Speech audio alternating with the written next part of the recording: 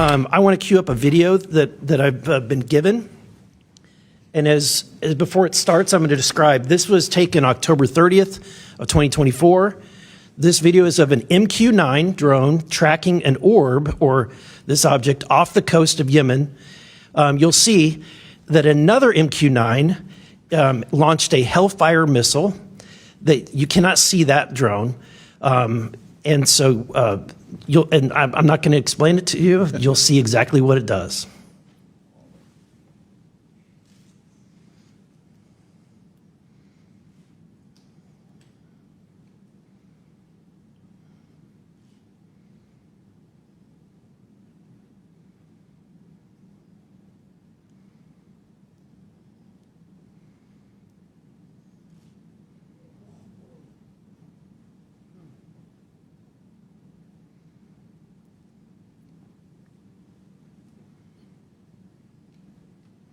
This is when it zoomed out, so you can still see it traveling.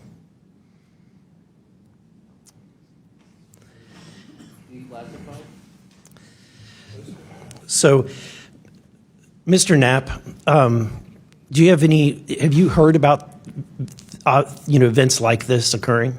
And what information might you have? I have heard about events like this. I have heard about this event. Jeremy Corbell and I talked about it in one of our episodes a while back. We did not have the video, though.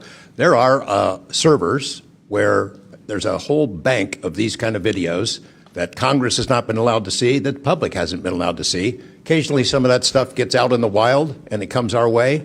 It should be going to you. The public should be seeing this stuff. And why you're not allowed to, I don't know. But that's a Hellfire missile smacking into that UFO and just bounced right off. And it kept going. It kept going, and it looks like the debris was taken with it. Yeah, what the hell is that? What flies like that? Again, I'm not going to speculate what it is, but the question is, why are we being blocked from this information consistently? I want to ask this just question. How in the world, this is the document, I want to enter this in for the record if it hasn't already been entered, Madam Chair. The document that you provided on thread 3, this is a huge file. How in the world did you smuggle this out of Russia? Carefully. In your socks?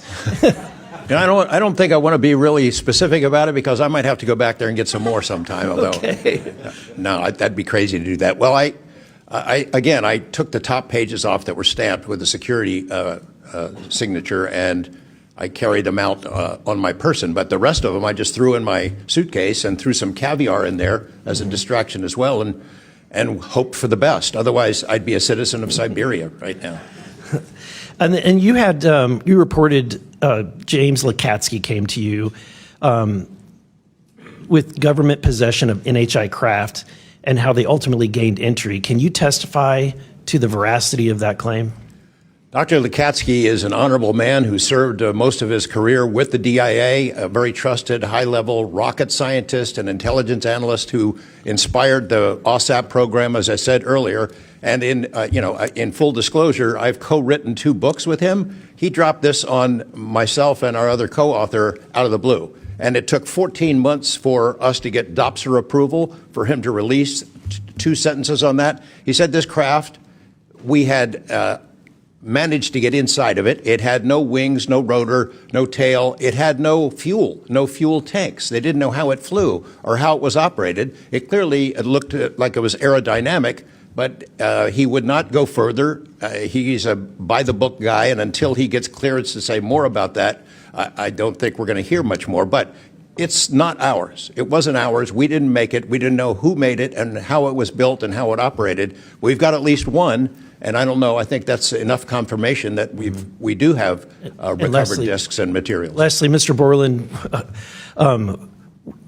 in the classified realm, have you been exposed to undeniable confirmation of NHI technology? And then my second question is BAE Systems involved in any way with reverse engineering exploitation of non-human intelligence craft?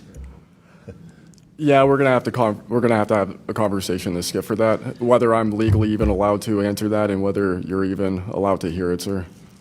Okay. again, you can sense our frustration. And so I just want to thank you for coming forward. We will continue to fight because, look, this is about making sure that this government belongs to the people and restoring the republic the way it was intended to be. Madam Chair, I also have further witnesses of courageous individuals that was given to me by Dr. Stephen Greer, including Michael Herrera and his testimony. We have Roderick Castle and his testimony, Randy Anderson, his testimony, Stephen Digna, and others, 3 others, all saying similar things to what the witnesses today have said, and I would like to enter that into the record as well. No objection.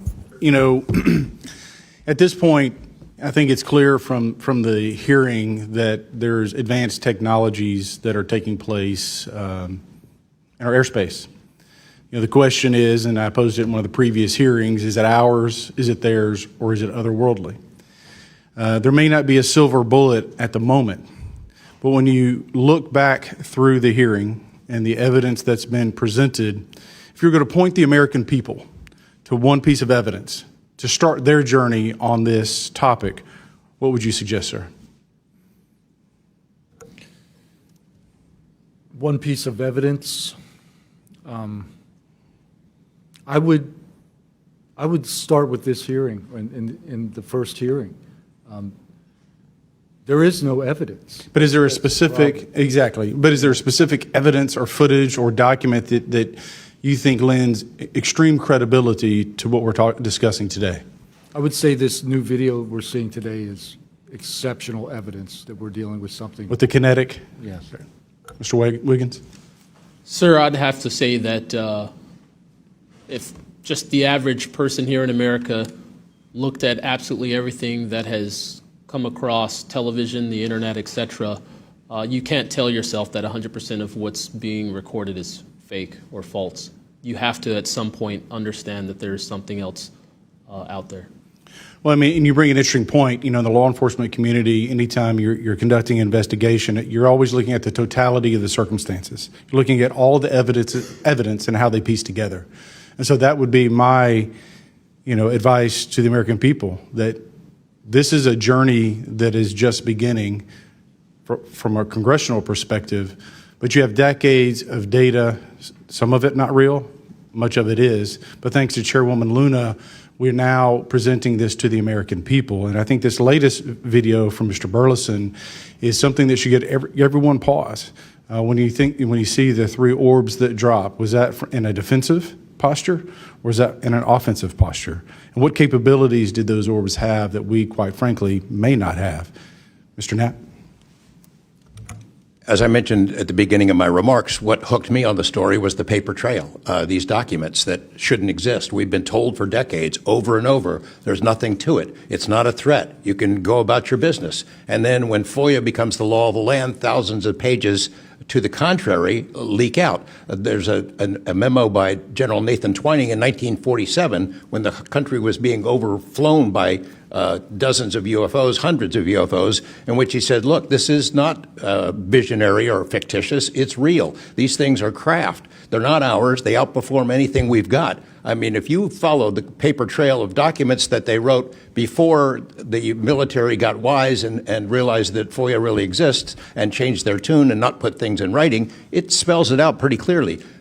I'll go refer back to Russia. One incident I did not mention to Representative Burleson is Colonel Sokolov in that Ministry of Defense program said there were 40 incidents where Russian warplanes were sent to intercept UFOs.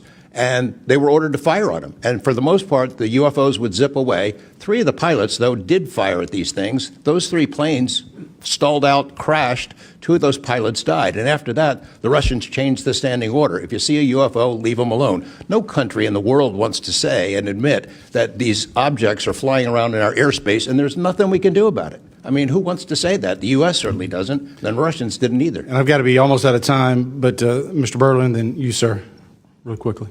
Yeah, to be honest with you, I think Bob Lazar, and not for the reasons that most would talk about, mainly because Bob Lazar was immediately discredited. They said he never worked where he worked. They said he never did what he did. But yet Bob Lazar showed up with a bunch of friends and a video camera and was filming these test flights in the middle of the desert. So clearly he knew something.